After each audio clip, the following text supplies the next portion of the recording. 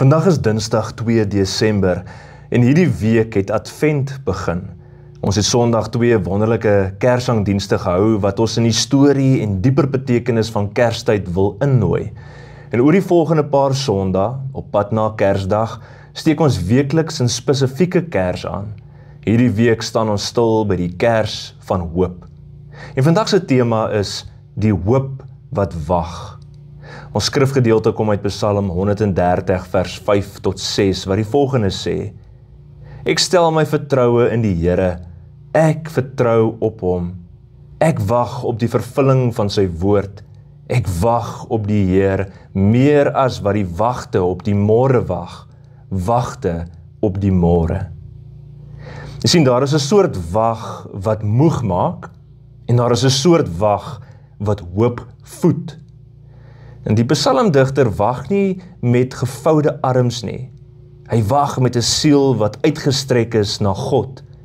Die nagwagte weet, die donker is nie vir altyd nie. Hulle kyk oos, want hulle weet die son kom. Advent is die kerk se groot oefening in 'n hoopvolle wag. Ons wag nie omdat ons nie weet hoe die storie eindig nie. Ons wag omdat ons reeds weet, hy kom. Die koms van Jesus is nie 'n miskien nie, dit is 'n beslis. Maar tussen die belofte en die vervulling is daar tyd, en in daardie tyd leer ons om te wag op die hoop. En so vandag in 'n wêreld van kitsoplossings word wag in geestelike dissipline, wag op genesing, wag op versoening, wag op 'n kind, wag op 'n nuwe begin. Jy sien, wag is nie passief nie, dit is 'n aktiewe vertroue dat God besig is, selfs wanneer ek nog niks sien nie. Kom ons bid saam.